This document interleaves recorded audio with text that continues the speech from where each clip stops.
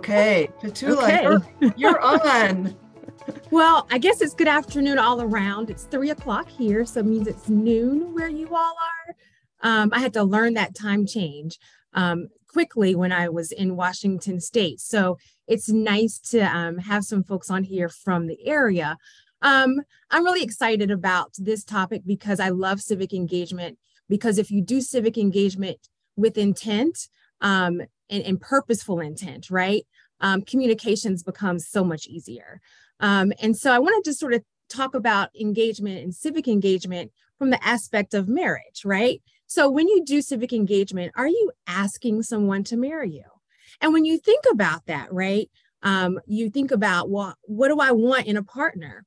What do I, how do I want to engage with this person? And that's what we're doing when we talk about civic engagement.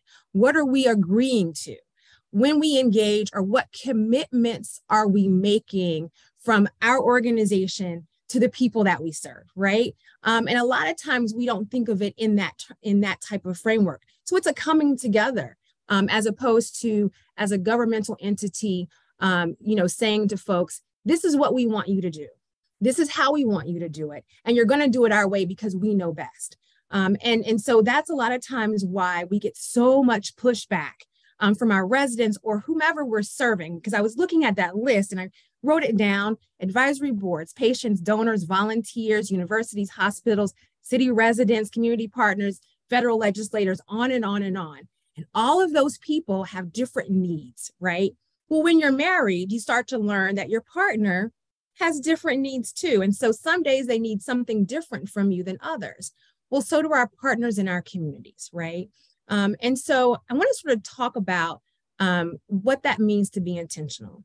And so I learned this probably the very first time the hard way when I went into the city of Fort Lauderdale.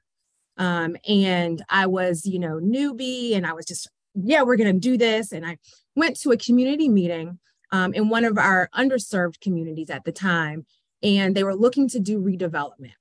And they had charted out this beautiful master plan, and this is what you're going to look like. And everybody kept saying, and the street's going to look just like this other street in the city. And I would see sort of this weird reaction from residents. And so I finally just got up the nerve to ask somebody, well, what's the problem? And they said, we don't want our street to look like that. And nobody really asked us what we wanted. And I'm like, well, what do you want? And they said, well, we're a historic neighborhood, and we had businesses along our street, and we want those types of businesses again, but we want it to feel like what we understood from our past.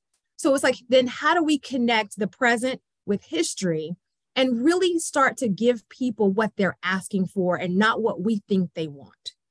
And so there was a newspaper owner in the area, one of the oldest Black-owned newspapers in Broward County at the time. And I went and knocked on the door and said, hey, I need to talk to you. And he said, oh, you're from the city. And I was like, yeah, what's the problem? And he said, so people from the city really don't talk to us that much. And I'm like, well, what do you mean? Well, we've been trying to get people to buy ads in the paper, but because we're only a weekly, they don't see that there's anything to it. I said, okay, so if I buy ads, well, can I come in and talk to you? Because I'm trying to get in the door. And he looked at me and he was like, yeah, sure. Not believing that I would ever place an ad, because a full page ad in his paper was $3,000. And that was a lot of money, but that's how they made revenue. So I went in and I just said, listen, I don't know anything about this community. I went to this meeting, people were pissy, and they were mad at me, and I didn't do the plan. So let's walk through, who do I need to talk to? How do I do this and whatnot? And he gave me sort of the keys to the kingdom. Let's go and find sort of the old mother in the community, and let's see if she'll let you in the door.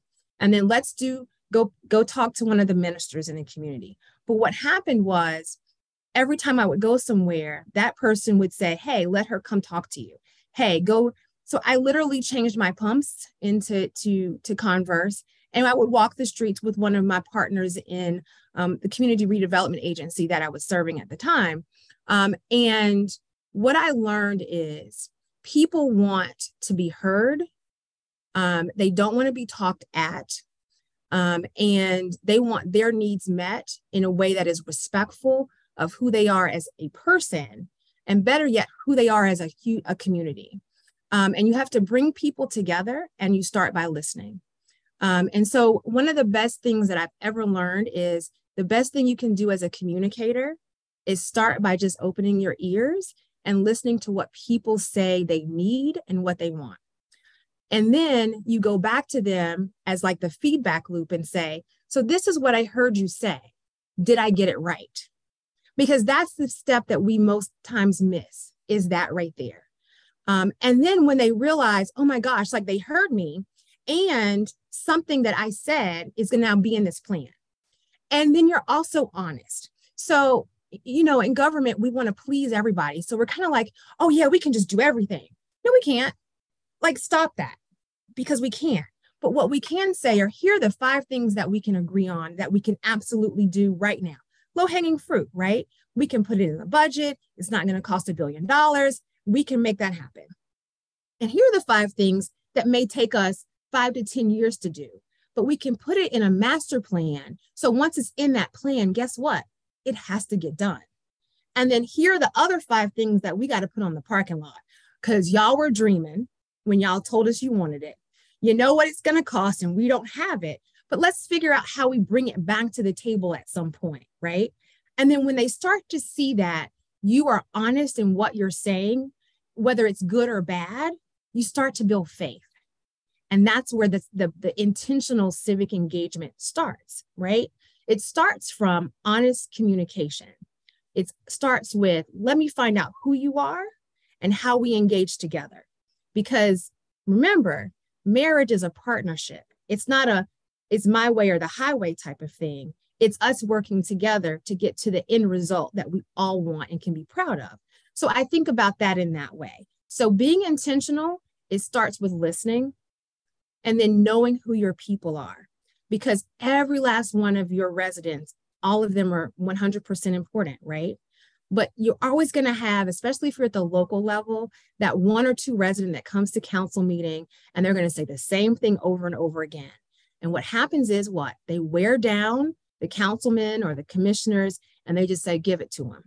But there are those people over in the corner that don't know how to access the same way, or they're embarrassed by whatever it is they think they shouldn't ask. And so they don't ever get heard. But if you go to them and you meet them where they are, and you begin to build a trusting relationship, even if they're not in the room and you are, they know that somehow you may represent them in that space. So that's the first thing. I'll stop there just to see if there are any questions.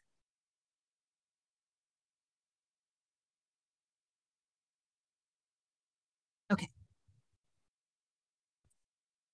Feel free to unmute yourself to ask a question or type it in the chat box, either one.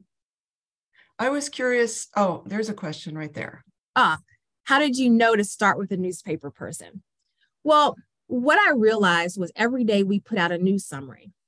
And the only articles that we actually shared internally with staff were only the newspaper articles from our daily newspapers. But I knew that we had, especially in Broward, 2 African-American papers. Both of them were weekly, and they both came out on Thursday. And so I did a little research, and I called someone that I knew that I could trust and say, hey, listen, I need to talk to X, Y, and Z. Can you tell me how to get in touch with him? And they gave me his cell phone number. And so I started there, and he would never answer. So his building was literally right around the corner from the Community Redevelopment Agency. And so I just walked over there one day and knocked on the door, and he actually let me in. And we became, like, right now we still talk. And it was really funny because his wife was the administrator for Broward County at the time. And so it is cultivating relationships, but also being humble in that space, right? So he was the known entity, not me. And I needed his help. And so once we started talking, I said, well, how big is your reader base? And he told me. I was like, oh, and we don't advertise with you. So he got something out of the deal, right? But it was something that he had been trying to get for a long time.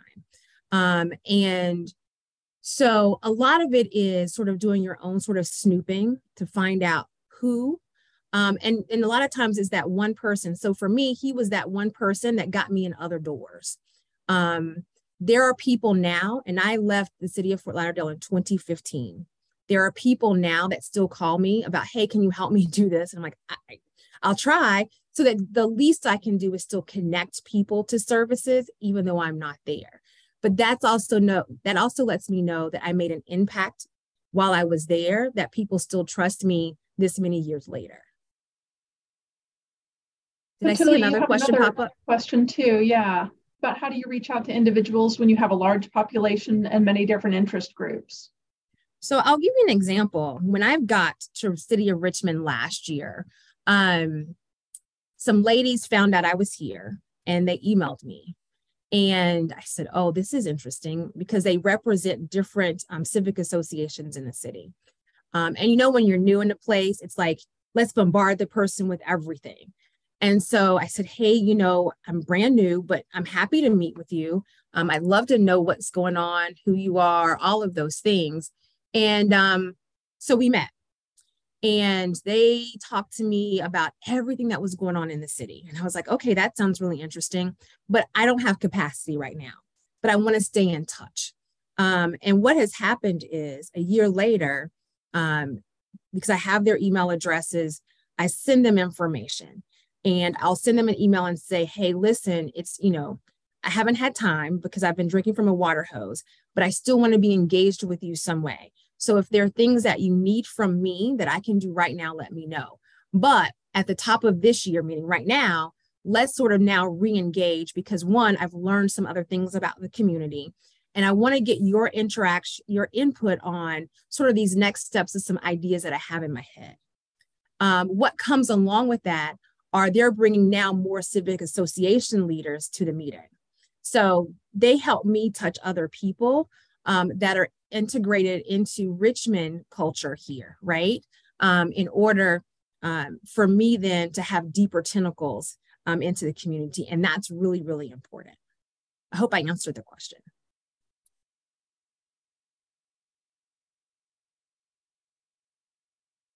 Was there one more? Did I see another one, or? You're good. Okay. And so when you think about strategies, my strategies around civic engagement, I guess I would say they're simple. It's kind of the things that, your mom teaches you when you walk into a room, especially when you're new. You speak to everybody because they're trying to figure out who you are and you don't know anybody. So, you just being overly nice just means, oh, she's new. But in that introduction of yourself to people and their introduction back to you, you start to sort of categorize, okay, these are people that I need to look at because they're stakeholders in this way. These are partners this way, and they're strategic partners because maybe in our case here in Richmond, it's Dominion Energy or things like that. When I was in Georgia, it was, Georgia Power and Light. In Florida, it was Florida Power and Light. So understanding those types of stakeholders. And then it's always your civic association. But then also finding those people who aren't a part of any of these organizations. Who are you and who are you representing, right? Because there's always a group, even if they don't have a name. And a lot of times those are the people that you really want to engage with because they don't have a person who's ringing the bell all the time for them. And so you start to figure those things out. But then, for me, local is where it's at. It's getting to know your senior citizens. It's getting to know your kids, in the school system, because your youngest residents, are going to become the people that you want to work for the city. So how do you even engage with them? And so one of the things that it sounds basic, and I don't know if they do it anymore, but with career days and being able to go out into the schools, but then also inviting middle school and high school students to come in and spend a day with me or my team, sort of to see what we do every day. And what that does is all of a sudden now somebody wants to be a journalist or somebody wants to come in and work somewhere else in the city because now you've introduced them to what city work is, right? And it's public service. And if they can sit with you and walk with you, you get a different type of appreciation. So I start with them from, middle school on up. And then I go and sit with seniors. I loved my senior residents. I spent a lot of time with them in both the city of Fort Lauderdale and the city of Miami Gardens. because we had a large population of seniors. And so anytime you can have an event and you can just go and find out like who's the lead senior, because then that gets you in the door with everybody else. But the best thing, and you'll hear me say it again and again, it's not so much about what you say, it's about you listening to what they say, because they tell you a lot. And when they're relaxed, they tell you a whole lot. And so strategies are simple, right? And then it's, okay, you take all of this information and you kind of whiteboard it in your office and you say, okay, this is something that's specific that I can handle. But does this belong to Parks and Recs, or does this need to go to, Public Works, or does this need to go to utilities? And so then you start to say, hey, let me write an email to my colleague over here because these 10 people have told me the same thing. So maybe we need to have a meeting and figure out, what are our next steps with these community members? And is there a partner now that we can bring into that meeting to help address this issue problem, but come out with a solution, right? And so listening is probably the best strategy, but then knowing who your internal partners are wherever you work to help you solve problems for the things that you hear. Because a lot of times what happens is people don't think that you're listening to them because you never respond back to them. And we think, well, they didn't really say it to us. They were talking to us in a conversation, social setting, but they're telling you that for a reason.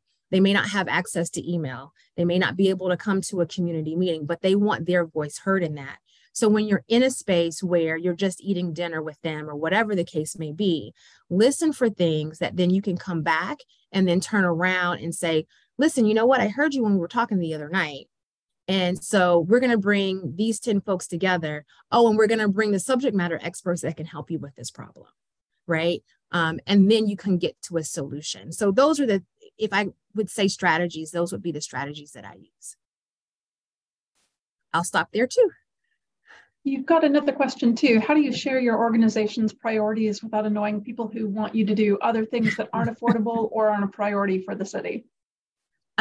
So, the best way to start with your priorities is budget season. And I hate to say that because we're always sort of resetting priorities or things are moving up and down. And so that's a good way to start that conversation. But I also think throughout the year, having just sort of those priority sessions with folks, whether it's in person, telephone, town hall meetings, whatever it is that you use to get in front of people to say, hey, listen, you know what? I saw that you called about, so many potholes on your street.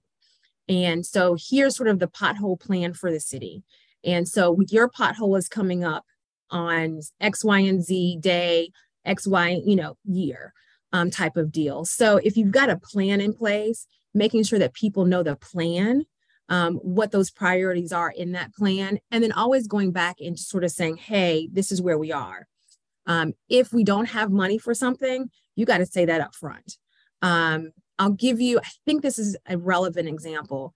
In one of my cities, we did a general obligation bond because when the city was incorporated, it also inherited some old defunct county parks. And so people were telling us all the time what they wanted those parks to look like, what they wanted those parks to be. They were living back in 1950 when the parks were booming, and they still wanted those robust parks now, which made sense, right? We needed pools open, all types of things. And so when we said, well, we need you all to make sure that we can do this general obligation bond, they voted on it. But here was the problem. They thought as soon as they voted, that money was going to come down and we were going to start the parks. And that's not how that works. And so one of the things that I think we have to always do with our residents and our community partners and stakeholders is always continue to level set information, right? And so what we did was we created a GOB newsletter and a dashboard. And so every time we did something, and we explained to them how it worked. But every time we did something around one of the parks, we would send out that information. Here's where we are with X, Y, and Z park. Here's what we can do. Here's what we can't do based on community conversations. And now here's what the plans look like. Now, for one of the parks, we were in the design phase, like the real design build phase. And some of the community members came to our elected officials and said, yeah, but we need a ballet studio and we need this, that, and the other added to this space. And we heard it enough where we actually went back to the builder and said, we need to sort of redesign some of this in order to make sure that this can happen. But we also needed to stay within the budget constraints because we were under budget in one place. We were able to move money over to do that. But if we couldn't have done it, then it's us going back and saying, sorry, we don't have the money for that, right? And then you have to figure out how you meet that need somewhere else, but also be very clear that you can't meet it, in 5 years or 2 years or whatever that looks like. So it's always level setting and creating avenues and platforms for people to see progress and to see like, this is what you said, like put it right there in front of them. And these are the city's priorities. These things match. And then these are the things that we just can't do right now. And I think you do that with all of your big things. Because if you don't, what happens is people start to say, oh, you're not doing anything. Oh, you're wasting the money. And that's not necessarily the case. They don't understand a process, let alone how those things that you want to do fit into the overall priorities of the city. And I will tell you, and I'm sure many of you meet this within all of your organizations, is that not only do your community members not know what the priorities are, your staff doesn't know either. And so one of the things that I would, strongly suggest is before we think even about how we do that with our public, we have to really think about how we share that information with ourselves. And so always making sure that your employees know how they're connected to the mission and how their work then meets a priority. Because if they have that connection, but they understand it, then they can also share that information out when they're on the front lines with whomever they're, in touch with, whether it's a partner or a community member or a resident. They also understand that because the more people that understand, the better and more ambassadors that you have as well from your organization side. Did I answer that? Do I have advice for engaging with local, state, and federal legislators? So, yes, lobbyists, no. But yes, get a lobbyist. But honestly, it is getting to know who their comms person is, who their chief of staff is, who that person that is going to be in their ear on a regular basis. And sometimes that takes some doing. And so I will say, in my case, having been the chief of staff for a mayor in South Florida and then again in Augusta, it gives you a little more sort of latitude, I guess, to build those relationships, because the first thing your boss is going to do to anybody is go tell them to talk to, and it was always me. And so people were always like, hey, can you do you, he said. And I'm like, okay. But what happens is I build those relationships, but then you pass those relationships on to the next person or the comms person.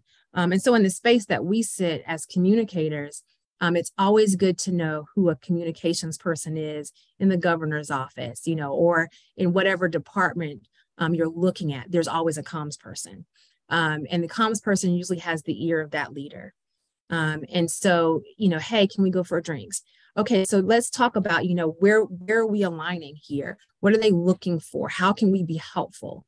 And then what happens is they tell you information. You go back and say, hey, so I heard that these are going to really be the top priorities for the governor this year. And so when you're coming back for getting, funding for state and federal dollars, if you're local, it's, oh, okay. So we need to tailor our ask to these things that we know are top priorities for the legislators in this area. Now, for your local legislators, that's different depending on how your government is set up, right? So for me, I'm in a strong mayor type of government. And so they literally would tell you, we have 3 bodies of government: mayor, council, administration. And quite literally, the only person who can give direction is the mayor, right? And then council sets up like legislation for us. And so what I've done is reached out to each of our council members' liaisons, and I'm having one-on-one meetings with them. But I've also tried to make myself somewhat invaluable to their bosses. because that's how I get money for this office, right? So, oh, you need to talk to the media. Here's your statement. You need talking points for this event, because then you begin to build a relationship. So now people text message me, hey, before I say anything, do you mind giving me a call? But then you start to have other types of conversations with them, because once they trust you, you can do all types of like sort of negotiations and dropping bugs in their ear, so to speak, because you hear things. And things that are important to their community. This is how you should address this. Oh, hey, I saw this and it might interest you. And so it's all of it really is building relationships and understanding your audience, and your legislators, no matter what level they're at, they are a part of your audience in the same way. So engaging them where they are is very important, and getting to have relationships with people in their office that can help you navigate those waters is extremely important.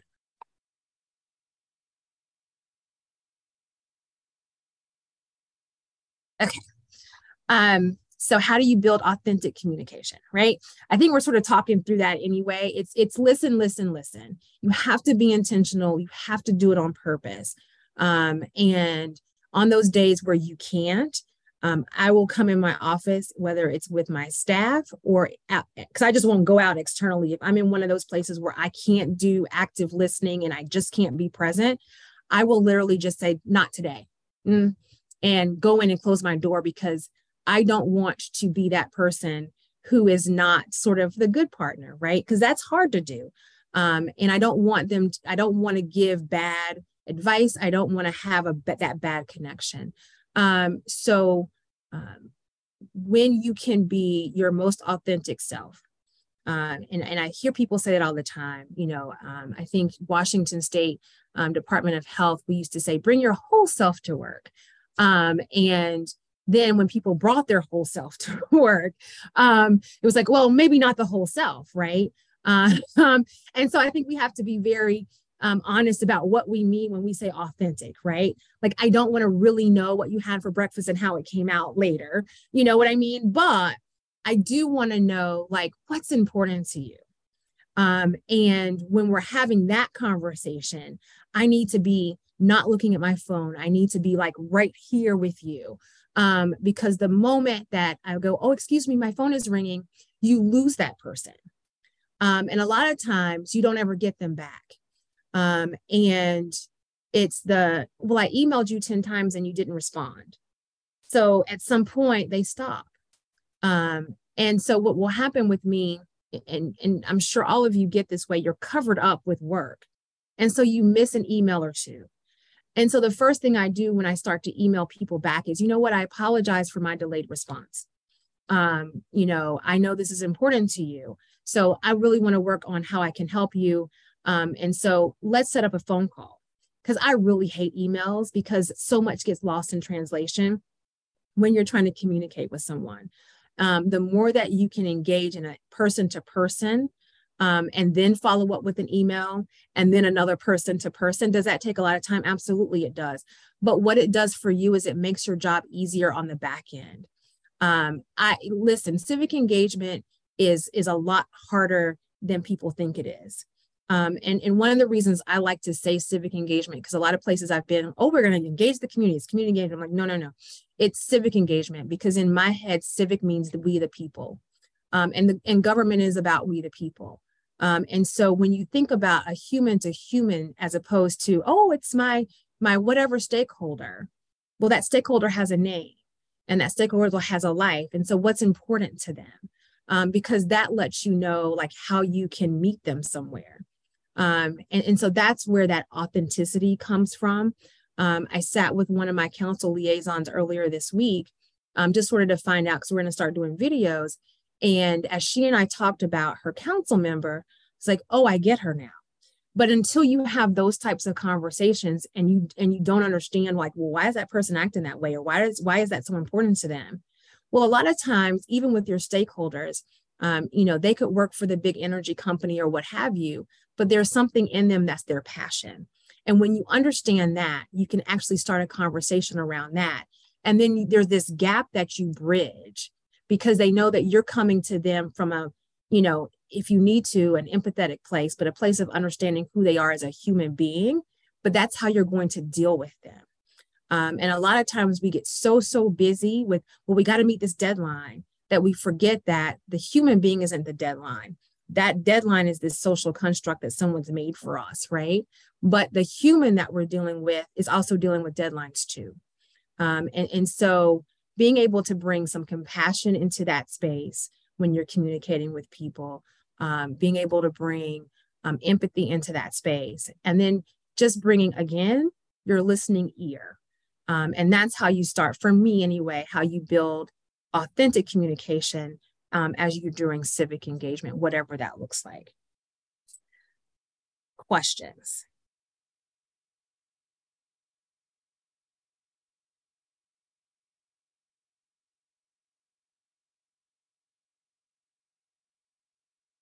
Okay, so then sort of the win-win relationships and how do we create that? I think everything that we've talked about just this far is how you create a win-win. And sometimes only one person is going to get something out of it, at least something that you can visibly see. The other person may get like the win, like the feel of, oh, that made me feel good. And a lot of times that's more important than the actual visual win, right? But we also have to define what win-win means, right? So a lot of times people go, we want the win. Well, what does that look like? And then what does it take to get to that space, right?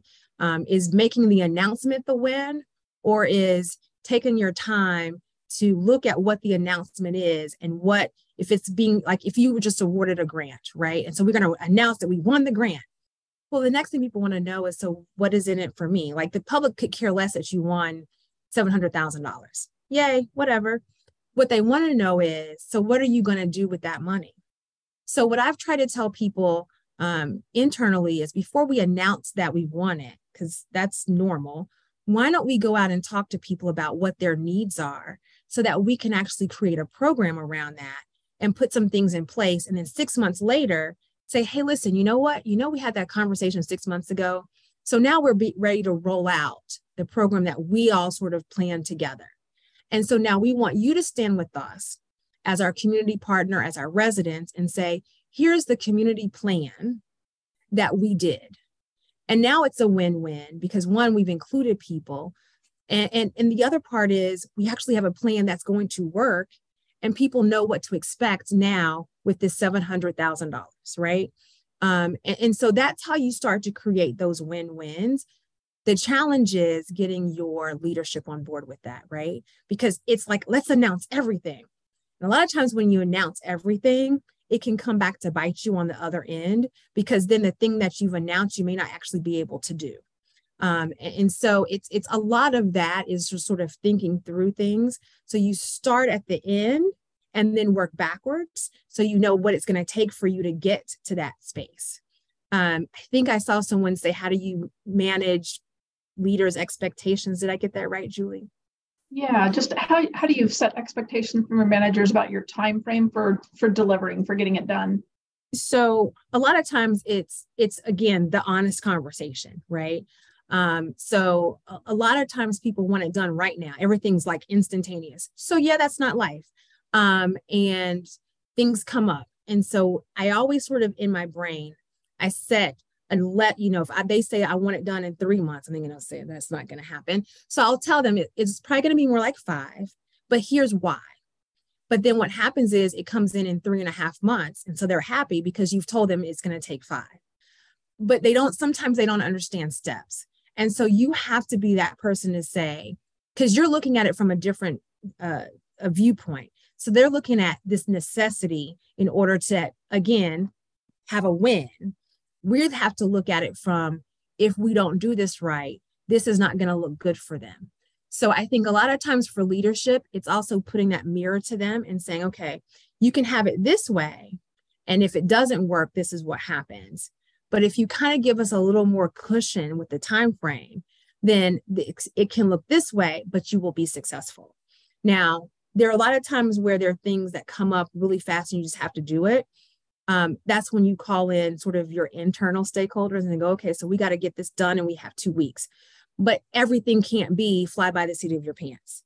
And so those things that we can actually project out and be honest about, give yourself a cushion. I would always tell you, depending on the brevity or the breadth of the project, give yourself, 2 to 3 extra months in there. Whatever they say they want, always push back on that. No. And then give them reasons why. And then you're going to always overperform because you're always going to make it either like when you said or ahead of time. So at the end of the day, I hate this word, but you're going to come out winning, right?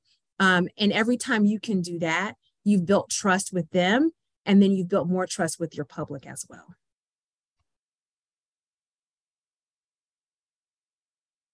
Was there another question in there? Not yet, thanks. Okay, all right. And so one of the things that we do here in the City of Richmond, we have a city ambassador program. And I cannot take credit for it. When I got here, it was already sort of in the works. And the idea behind the city ambassador program initially was to engage our community members and have them actually work for the city, many of them who were at or below poverty. And so it was, how do we get them to that place of thriving in their life by having them work in the government, understand how the government works, but also provide jobs. And there was no guideline. So when I got here last year, I would attend meetings and I just didn't understand what was going on. And so I started talking to some of the folks in the program and understanding what it was supposed to be. And so what I've proposed this year is they are actually going to be in my budget. So the city ambassadors are coming over to the Office of Communications and Civic Engagement. And what we're looking at is broadening their scope. So a lot of our ambassadors right now come from our lower income areas. And so they have them focused on those areas. And to me, that makes no sense, right? If you want people to change how they're living, you have to show them a different way that they can live. And if you only keep them engaged in their own communities, they don't tend to see that sometimes. And so what I've suggested is, one, we bring 10 people on full-time, 10 people on part-time. The part-time people then will be required to do trainings and go to community college to get a skill.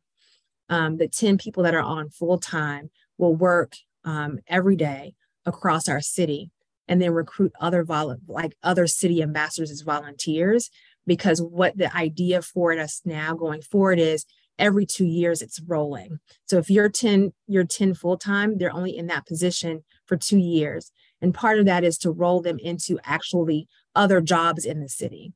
Those part-time people become full-time people and we bring on another 10 part-time people. But the major work is outside of learning the city is branching out across the city, working with our civic associations and bringing them into the city, and then rebuilding our civic association folks, because they are sort of all over the place, but they don't have a council. And so what we've done is we're going to take over a floor in City Hall, and the Council of Civic Associations will sit there along with our city ambassadors. The other thing about the program, the way that we're restructuring it is it allows people that would never in a million years meet each other. And that is, to me, probably the best thing about the civic engagement part that people don't see, is that you may have someone who has, a business that's been in their family 100 years, and they're looking for a staff. And here you have an ambassador who has the skill set to be in that business. They don't know the business exists. The business doesn't know this person exists. And now all of a sudden, because, I'm the president of my civic association, and I've just met this really cool person over here. Now we've created, a new type of relationship out in the city, but now you've got someone who needs a job, getting a job, facilitated by the city ambassador program. And so you then start to meet, the goals of the program, because a lot of our ambassadors live in sort of that place of instability. And so when we can engage in a way that we can move them out of that space into a place where they're engaging with people who they never meet before, then that is helpful. The other thing with our city ambassadors is because they have a unique bird's eye view of what's going on in the community. So they'll come back and say, hey, did you know this was going on? I'm like, oh, no. And it allows me to then have other conversations with leadership internally. Because what typically they hear are things that we need to know. And so one of the things that is very important here in Richmond is we took our monuments down, our Confederate monuments down in 2020. And after that, we said we were going to have a sort of a cooling off period, and then we were going to re-engage. And we haven't done that yet. And so now, because I'm hearing from the community that they really want to start to have these healing sessions, and how do we do that?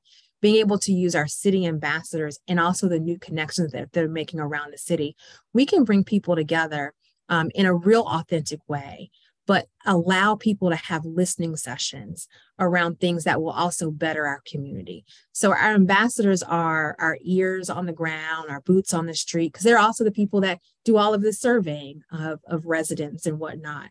Or they flyer people's homes. And so it's a lot of different things that our ambassadors do, but they're an amazing group of people. We'll see where we go. I see, how do we get funding? Was there more to that one, Julie?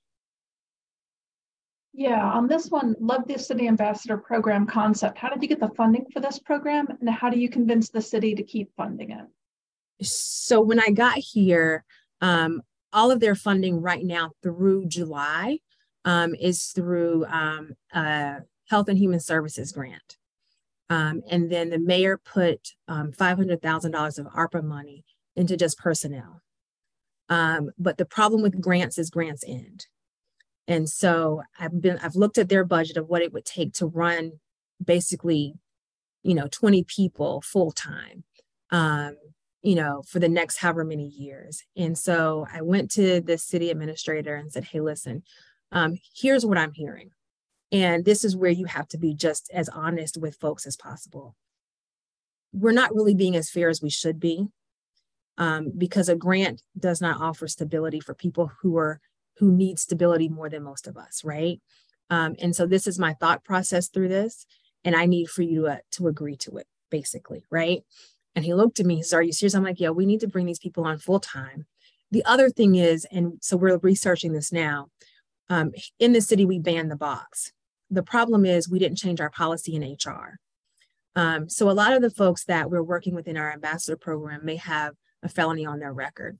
And I'll give you an example. One of the young ladies has a felony because she stabbed her boyfriend who was attacking her and her child. But she has a felony. And in the state of Virginia, the only way that you can get it removed is by a gubernatorial pardon. Well, that's probably never going to happen. And so she has a hard time getting a job because that's always going to ping up. So on our applications, we don't ask you if you have a criminal history or any of that. But what happens is when you do the background check, that always pops up. So we run all of our ambassadors through a temp agency. And so that is part of the issue, right? But what I said to the city administrator is two things. We banned the box, but we're still not hiring return citizens, right? Because that's what some of our folks are. And so that's really not us being honest to the promise that we made to the community. So one, we got to get honest with that. And the second part of it is we're still not being honest with the people in the program because we've not realized them into that thriving and striving, place. And so how do we do that? We have to make them full-time and part-time actual city employees with benefits so that they're not worried about food, clothes, and shelter. And when we do that, and that was how I said that convinced him, if that helps, is we have to be honest to what we said we were going to do. And if we're not going to do that, then we shouldn't do this. And so it got very real for them when I got them the space on the 13th floor, because they've been all over the city and sort of just be over here. And I was like, well, the rest of us have office space. Like, why wouldn't they have office space? They need to do training. They need to meet. They need to do all of these things before they go out into the community. And so we worked on that. So we'll be cleaning out the 13th floor next weekend, and they'll be moving in the next week. And so I'm excited about that for them because one, it's a promise made that I made to them when I met them last year, that I feel very good about keeping. And the next one is getting this budget passed. So they will have more stability in their income on a regular basis. And the last thing that I'll say about that is we're very excited because we have some additional dollars in our grant that we can actually increase their salaries now, even though they're through a temp agency. So many of them will be going from either $15 and $17 an hour to $20 to $22 an hour, which makes a big difference. We don't think about it in the same way. So we're excited about some of the incremental changes that we've been able to make to the program over the last year. And then I'm really excited to see where we go over the next couple of years with this new sort of plan in place. I had another question too, regarding the listening sessions that you mentioned. I know that there are some topics when many of us have hosted listening sessions with the community, and you just didn't anticipate that it was going to be a controversial subject, and there's a lot of emotion behind it as opposed to just kind of this engagement or awareness. Mm-hmm. For yours, for one of the ones that you mentioned about taking down the statues, and you kind of likely go into it knowing there are strong emotions on both sides, or at least vocal emotions. Do you advertise that within the community as like listening sessions geared toward particular points of view where you invite that, or how do you facilitate those where it's going to be a probably a heated exchange? So actually thinking through that now and having had like different conversations to understand. So you literally have to call it a community healing session, right? But you also have to have appropriate personnel in those sessions. So you have to have, a mental health, subject matter expert in that space. And then I think it's important to bring a third party entity to help facilitate. So it should not be city personnel facilitating this conversation, because some of us need to be a part of the conversation. And I'll tell you, I met someone from Ben and Jerry's, and they were talking about how they sort of work their way through civil unrest within their agency. And I said, oh, you need to come when we start these conversations. And so it's also, us as practitioners knowing other people who can come in and help us with these difficult conversations, because that's not our wheelhouse. And so we have to know what we can do and what we can't do. But in order to grow as a city or a state, you have to be able to have tough conversations. And part of any tough conversation, whether you're the facilitator or not, is setting rules early on. This is how we will behave and treat each other. It's almost like going into another marriage, right? As a city, and as residents and as community and as humans, we're not always going to agree. And we have to agree to disagree in a respectful way. So there's no name calling. So you have to go down that list. And when people get out of line, guess what happens? You don't have to call that person. Another community member will tell them, hey, we agreed not to do that. And so you make people accountable to themselves and each other. And so that works. So, as we start to plan our conversations here, those are the things that I keep top of mind.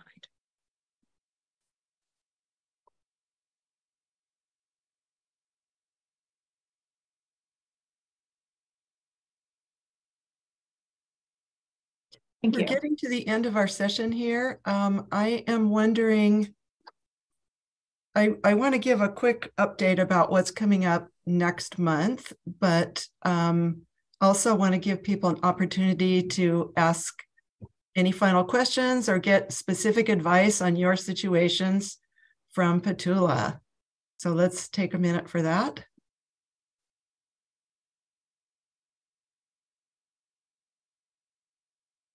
I have one last question. I'm Linda from Dallas. I want to know if you can give a few little just top tips about how you would apply your process that you use in city, civic engagement, and how would you think a person in a corporate setting might go about that practice of civic engagement? either whether you're trying to identify partners that need help where you can provide it, or if you're just trying to get to know your community better and be a good neighbor? So that's a great question. And I think it's hard sometimes for corporations to sort of see themselves needing to do that because there's sort of this autonomy that you all have. And I think for local governments, we don't like to make people be a good, corporate citizen, so to speak. So I would say the first thing to do is maybe reach out to whoever your equal is in that local area. And if it's in the city part, hey, who's the communicator over there? Who's the public affairs person? Because that's the person who does all the stuff that nobody else wants to do. So they're going to be able to tell you where everything is, who you should talk to, all of those things. And that's probably my best advice is get to know who the communicator is within that organization. And then they will almost hold your hand through everything else, who else you need to talk to. Because a lot of times corporations don't think about how they are engaging or how the public sees them. And so I'll give you an example. I mean, you'll probably figure out this city. It has a football stadium in it.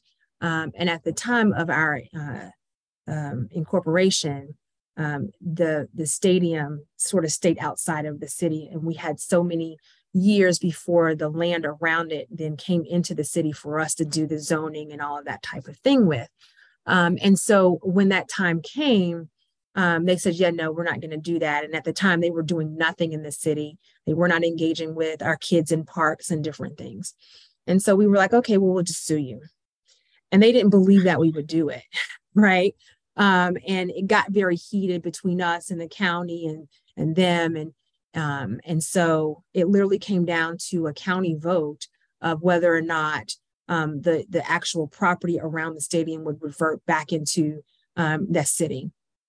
But when they realized that, we wanted to hold them accountable for one, being one of the biggest taxpayers, so to speak, in the city.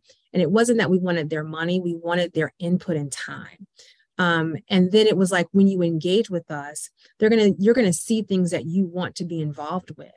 And so they have worked with our schools in our city. When we were going through the global pandemic, they literally built in sort of a feeding program so that we could get food to our seniors who could not get food on the weekends because programs shut down. They did that on their own because there was this place where we met in the middle with their government relations person and said, hey, like, we got to do better. The relationship has to be better because we actually see you as one of our community partners and we shouldn't be sparring with each other. And once that happened, it was like the floodgates opened. And so now it's, how can we do more? And I think that's sort of where you want to get. I have a question too about the references that you've made about getting engaged with the community members and having the connections that introduce you to others. Do you have, or how do you capture that information? Do you have some sort of a customer relationship management tool or? No, okay. My cell phone. So what typically happens, I get the information and a lot of times I'll put it into like a database. So like if I leave that city, there's a database of all of the people that you need to be in touch with. So when I left the city of Fort Lauderdale, anybody coming behind me sort of had, these are all of her contacts. Because I don't make them for myself, honestly, I make it for the organization. And people think, well, it's a personal connection. Sometimes it becomes that, absolutely, right? But at the end of the day, you're making that contact and that connection because you want the humans of your city or your state to feel like they are very important to you. And for me, because it's local and I love local, and I probably say that a lot, I got to the point where if there was a senior citizen and I knew them well, or they were sick or their family wasn't there, it's like, well, what do you need? And so one of my connects when I was in Fort Lauderdale, who was probably the most loveliest family to me. I was able to send them dinner for like 2 weeks when both of them were sick. And it was something that they didn't forget, but it was my way of also saying thank you for helping me when other people wouldn't, right? But what that did was for their kids, when they came back into the city, that was a new connection because I didn't know their children. But when their children came back because they had to take care of their parents, that was now a new connection. And so that's a new connection that keeps that family, but also that community in a different way, wedded to the city. And so when you can do that, then you've made the impact, but you know, okay, I did it the right way. And a lot of times you go, well, that's just one person. It's never one person. It's all of those people that are connected to that person. So you'd be surprised how many people have your cell phone number that one connection that you did something for, or you listened to, or you reached out to means. And that's how you continue to do good work, but that's also how you can inform your leadership of what's going on because they're going to tell you first.